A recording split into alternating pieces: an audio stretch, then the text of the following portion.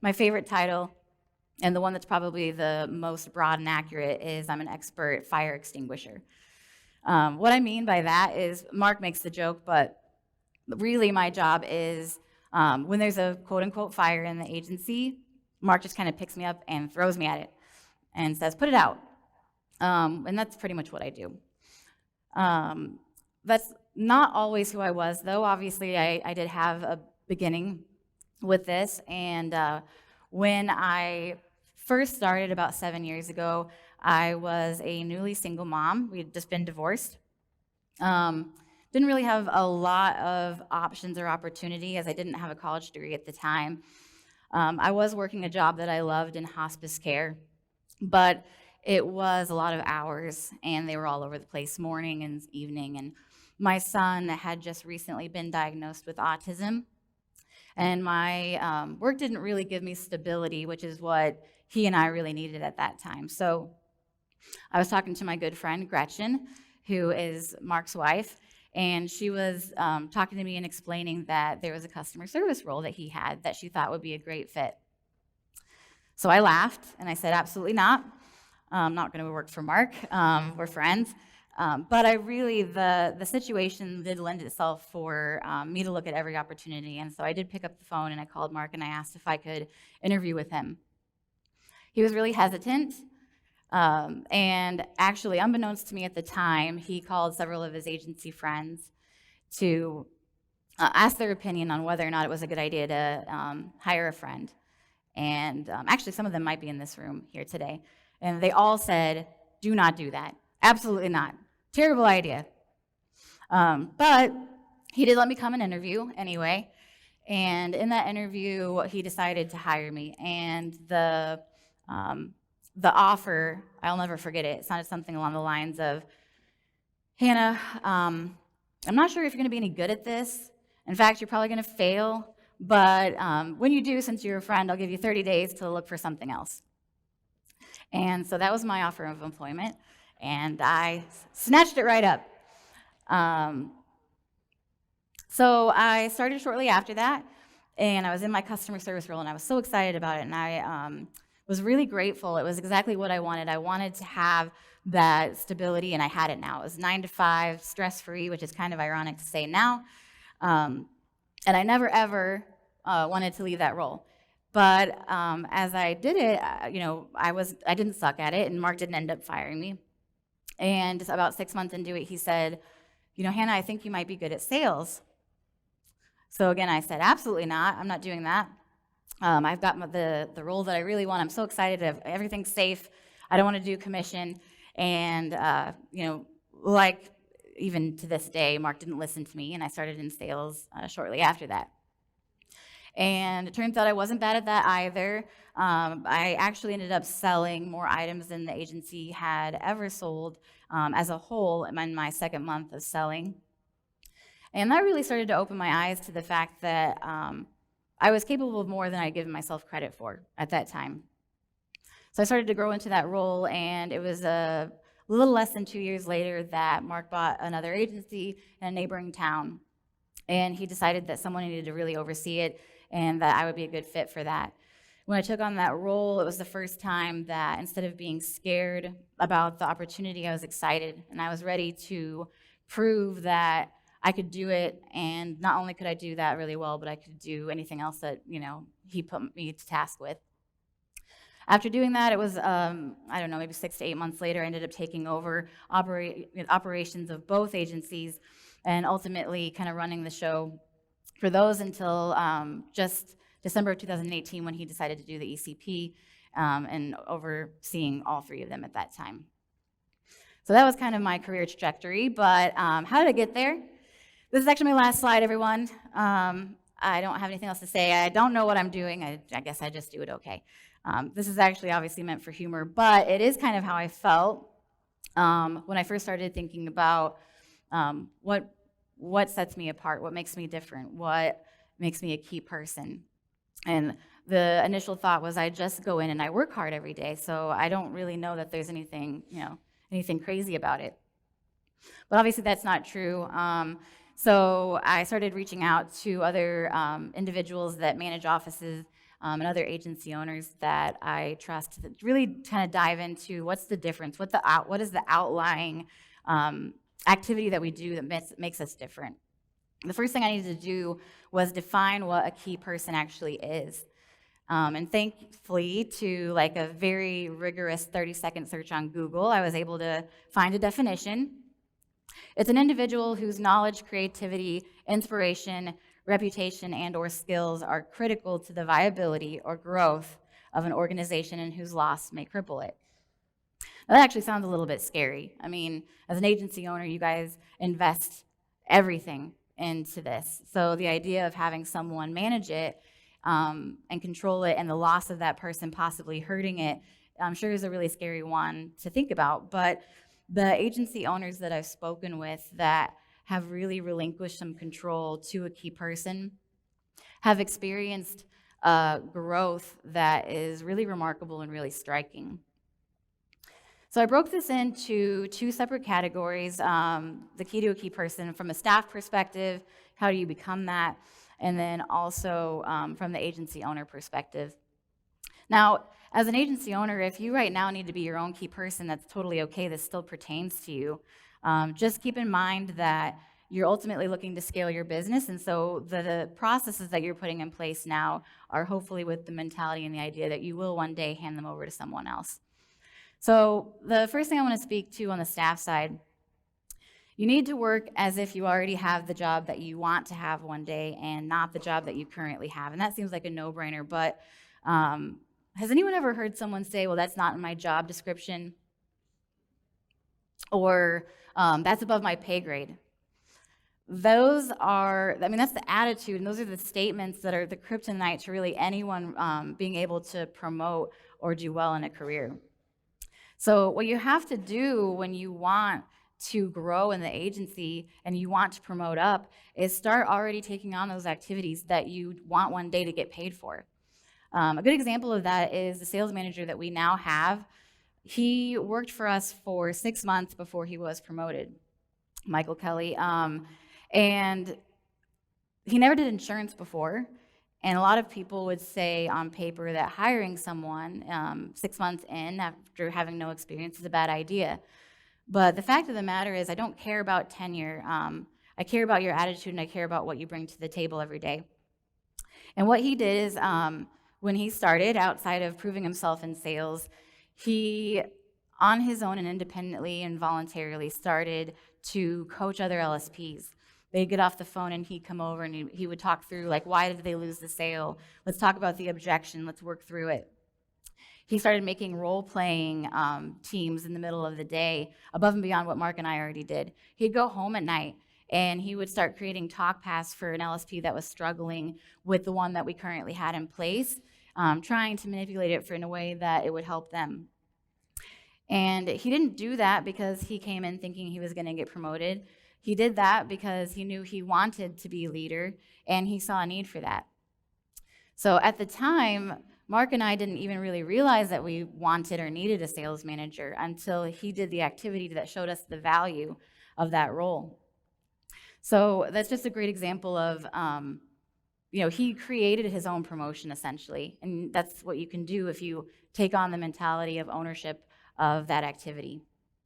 Hunt for holes. And so what I mean by hunt for holes is identify weaknesses within the agency. The quickest way to make yourself really valuable to an agency and, quote unquote, irreplaceable is to be the solution for problems.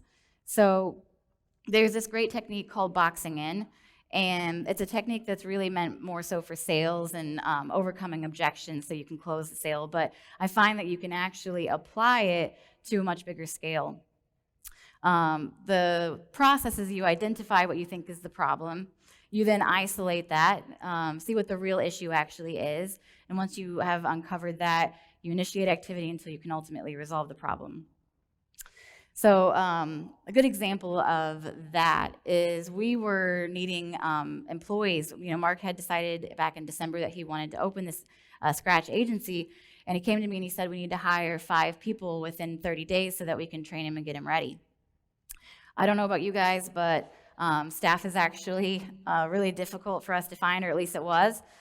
So to find 5 people in a 30-day period of time seemed like insane.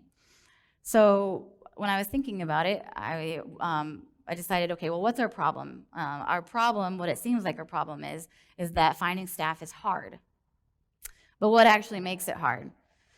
And as I thought about it more, our process was we would, get a job description, we'd throw it out on a couple of websites, and then we would hope that someone would read it, that was qualified, they'd be interested, they would apply, and then when they came to meet us, they wouldn't hopefully be idiots. That was our process. And it was very reactionary, and we really just had no control. So, in fact, the problem wasn't actually that it was hard to find staff, it was that we had no control over doing so. So once I identified that was the real issue, I set out to try to fix it. What I ended up doing is going back onto those same websites and searching for resumes, and when I found one that seemed to match what we were looking for, I would take their name, copy and paste it into good old Facebook, and set out to stalking. And when I did that, we would have to determine then if they were going to still be a good fit, because a resume is not indicative of what a person is actually like in real life, but their Facebook social profile sure is. So once we vetted that, I would message them and just say, hey, I think you'd be a great fit for this role. I'd love to talk to you, put a face to a name. Let me know if you're interested. And I now had complete control of the activity of picking who I wanted to reach out to and how often I wanted to reach out to, how many people I wanted to reach out to. And through that process, we hired, I think, 7 people.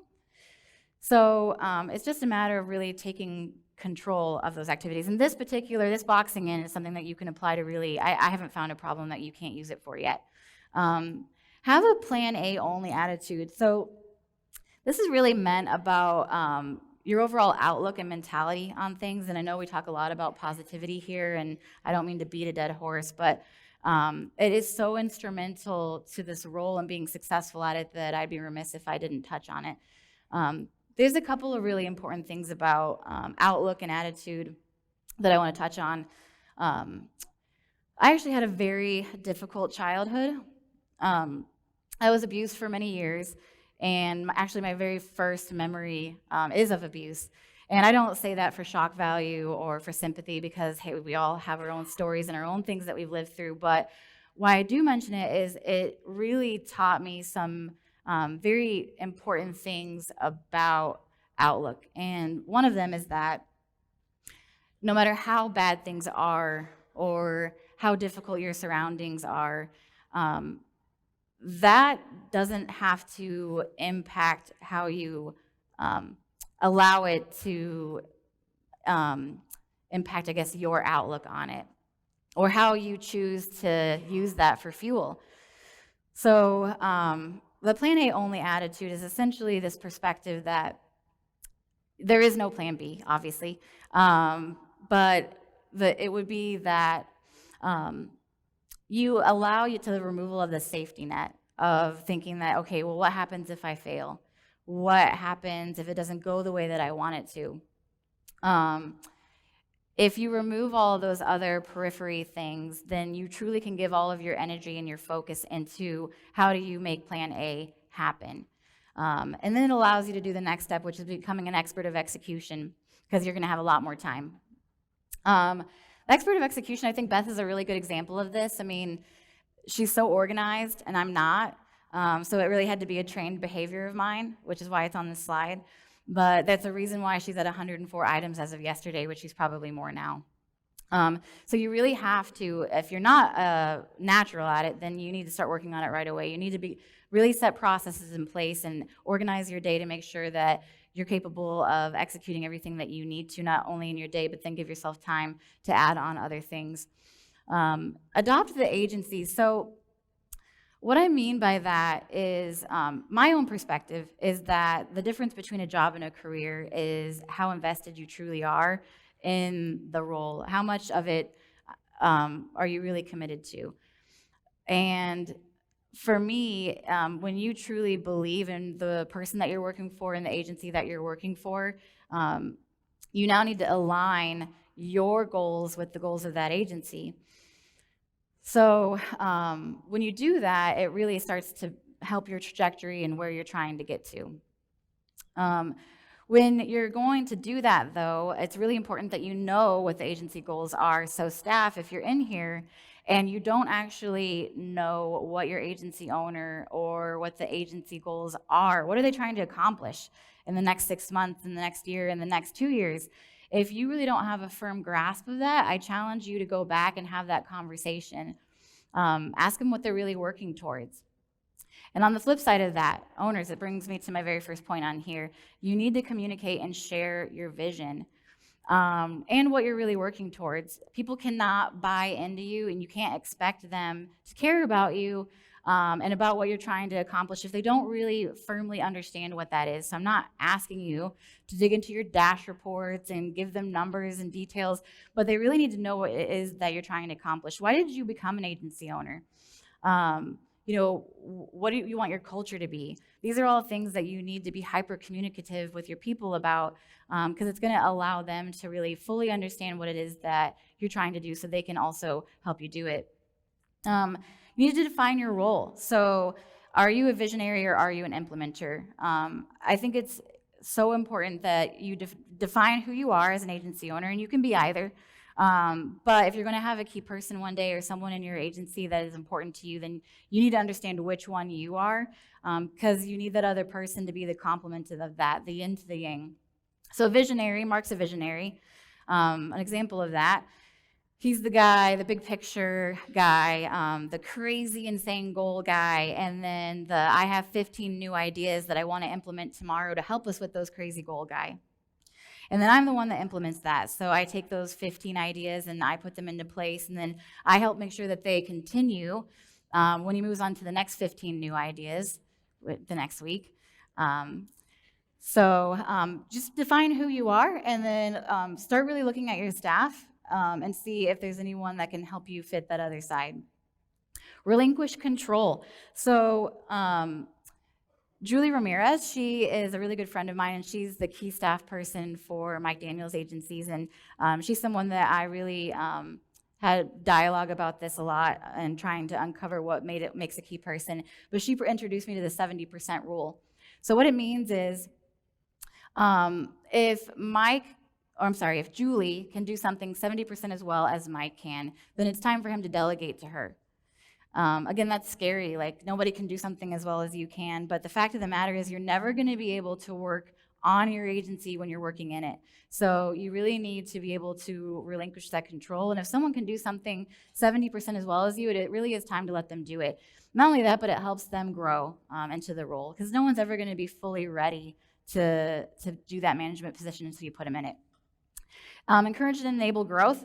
So that point I just made, this is a great example. So bring your staff to things like this. Allow them the experience to learn and to be around other people that are also wanting to learn. But it doesn't have to be this grand. You can do something as minor as giving them an online leadership class, or giving them a monthly Audible subscription to be able to get books on the matter. Allow failure. So this is one of my favorite ones because it's really how I learned most everything is failure. But you have to, above and beyond the 70% rule, you really have to sometimes just let your people try something and fall on their face. And it's weird because you think that that would be a bad thing, but in fact what it does is it actually, it enables a trust when you do it right. So a quick example of that is, Mark, I did a lot of the hiring for the agency for some time, but at the end of the day, Mark would still interview them at the last second, and he would define whether or not they were going to start with the office. And one day, I had interviewed this girl. I thought she was great. Thought she was, a person for that would be a great fit. And he said, "Okay, well, if you believe it that strongly, then so do I.